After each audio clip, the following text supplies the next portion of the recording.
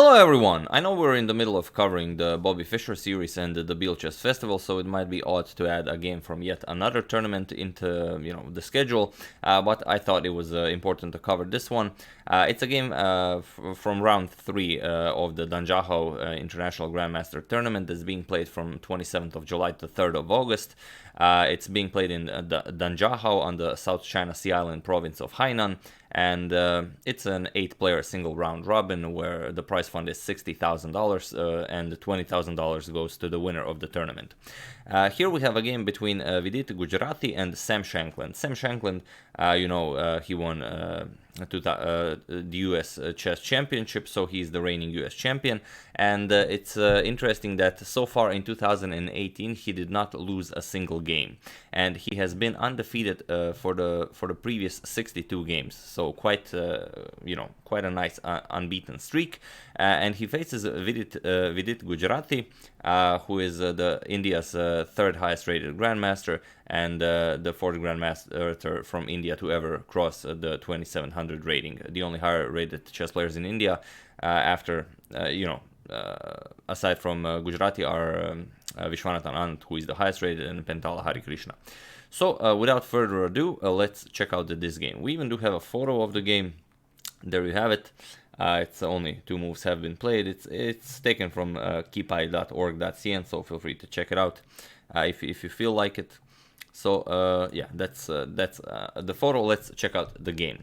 C4, the English opening. C6, the Caro-Kann defense against the English. D4 and the D5, transposing into the Slav. Knight to F3, Knight to F6, E3, Bishop to G4, H3. Black has to decide whether to go back with the bishop or to capture on F3.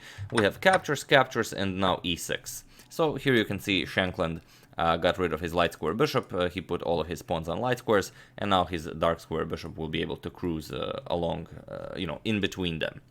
Knight to C3, bishop to B4, pinning the knight, and now bishop to D3. We have castles, and knight b to D7. And here, while White does have a lot of options here, White plays a most interesting move, queen to D1. Definitely a home preparation, as it is one of Ancient's favorite. We have queen to E7 and now queen to B3. So interesting, bishop captures on F3, queen goes to F3, then queen goes back to D1, then queen goes to B3. And it's only move 11. We have rook to B8, so now the bishop from B4 can move and the B7 pawn will not be under attack. C5, opening. Now the queen is no longer guarding the bishop on B4, so the queen is attacking it. Bishop to A5 and now queen to A4, attacking the bishop yet again. Bishop to C7 and now F4, improving the control of the E5 square. We have A5, A3, preparing to push B4 at some point, rook to A8, and now comes bishop to D2. The other rook comes to B8, we have queen to C2, preparing to push B4. Black cannot close this with A4 because the knight and queen both are attacking the A4 square. So B6, and now comes B4. A captures on B4, A captures on B4, B captures on C5, B captures on C5, and now not exchanging the rooks immediately, but first bishop to A5. We have rook to A4, preparing to double rooks on the A file, and Shankland captures on C3. Bishop captures, and now knight to F8. We have rook F to A1, Vidit doubles rooks on the A file, rook captures, and knight to G6, and bishop to A5 now. You can see that here Gujrathi has 2 bishops against 2 knights. So as it is a pretty close position, this light square bishop doesn't seem like it has all that much to do. All of these pawns are on dark squares. The knights should definitely be better. But Gujrathi finds a very nice plan, and he transfers this bishop from C3 all the way to D6 here. So let's see how he does it. Bishop to A5, we have rook to A8, and now comes bishop to B6, offering to trade rooks.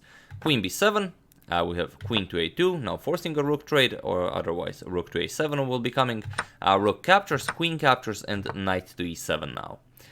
Queen to A5, We have king to f8, and now comes bishop to c7. Knight to e8 with a double attack on the bishop, and now comes bishop to d6. So now the bishop is a very active piece, and it's not all that easy to get rid of it. For example, you can't simply capture it, or when white captures back, you have just lost the game. Wherever you move the knight, it's gonna be queen to d8 checkmate.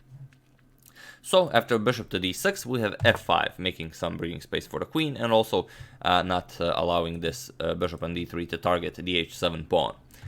Queen to d8, now with a double attack against the e7 knight, and we have king to f7, unpinning. And here, again, a very nice move by Gujrathi, bishop to a6, trying to deflect the queen. Here, if you capture, of course, you will lose the game immediately after king g6, capturing here. And, well, you can go here and get checkmated in 6 moves, or you can go here and you will get checkmated in 1 move. So, which, you know, if you already have this option, make it a nice one. Bishop to a6, and now queen to a7, of course, not accepting this very nice offering. King to h2, knight to f6, we have queen to b6, offering a trade of queens, and queen to d7. Of course, not trading queens. If you trade queens here, then after c captures on b6, the bishops are controlling all of the squares. This pawn needs to be promoted to a queen, so of course you are lost here as black. After queen b6, we have queen to d7, declining the trade, queen to b8, and here comes knight f to g8. It's not all that easy to find a move here for black. If you play something like g6, make some more breathing space for the king, you get bishop captures, and after queen captures, you get, well, bishop to b7. Going after the c6 pawn. And now you have to be very careful, or black will play knight to g4 check. And here you see you can't capture the knight. You have to move the king, and then black will have some counterplay after knight captures on e3. Because if you capture, then of course it will be a draw by repetition of moves, and black will be very happy to achieve this.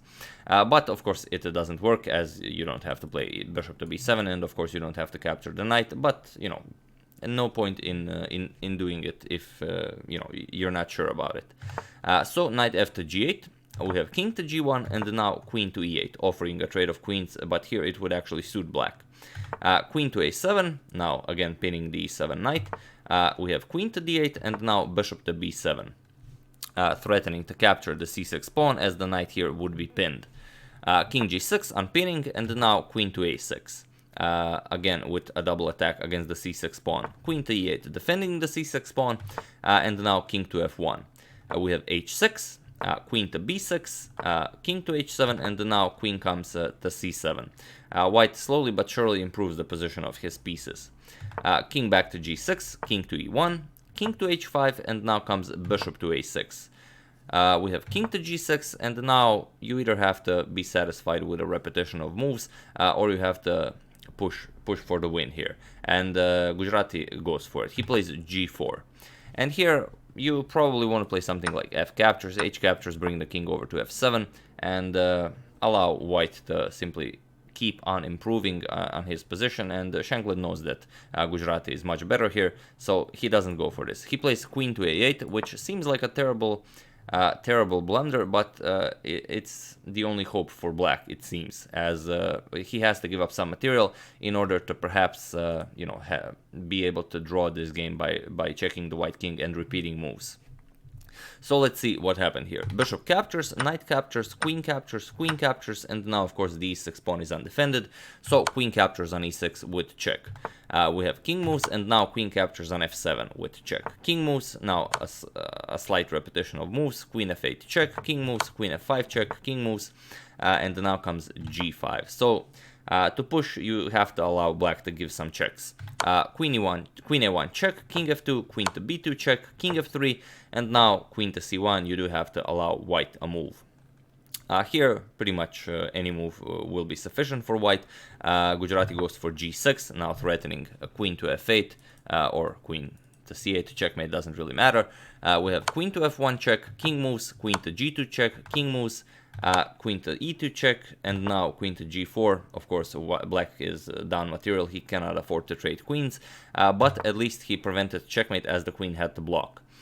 We have king to h4, a very nice move. You can't threaten anything with the queen immediately, because then black queen will harass the white king once again.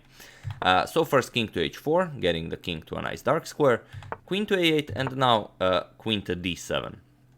Again, putting the black in sort of a zugzwang, as the black queen is now stuck guarding the c6 pawn, the black queen is stuck guarding the entire 8th rank, any move by the queen on the 8th rank will be checkmate, so black doesn't really have all that many moves. Sure, you can waste a move with the king, but it will not help you. Here we have h5, trying to give up a pawn, but Gujrathi doesn't really want it immediately. We have king to g8, king to f3, and now h4. Queen to e6 check, king to h8, and now queen to e7. And it was in this position that Samuel Shankland, or Sam Shankland, yeah, I believe Sam Shankland is his full name. It's not like short for Samuel, but I will have to check. I'm pretty sure it's Sam Shankland, resigned the game. He resigned because there's nothing to do here. After any move you make, this pawn will be captured, and then white will be simply up too much material. Being up 3 pawns is too much. So yeah, after queen to e7, he resigned the game, and this is his first loss of the year 2018, and it was to Vidit Gujrathi of India. So there you have it. After 62 games going undefeated, the streak finally ended. Now, some of you may not know this, some of you may do know this. The person who holds the record for largest unbeaten streak is actually Mikhail Tal, and the person who holds the record for highest, longest second unbeaten streak is also Mikhail Tal. So there you have it. So that's the game. I do hope you enjoyed it. This was just, I will not be covering this tournament anymore. It's just one I had to show, since breaking an unbeaten streak of 62 games is definitely something to show. So yeah, I do hope you enjoyed it. As usual, you can check 2 of my previous videos here. Thank you all for watching, and I will see you soon, returning to the Bill Chess Festival and the Bobby Fischer series. Thank you all, and I'll see you soon.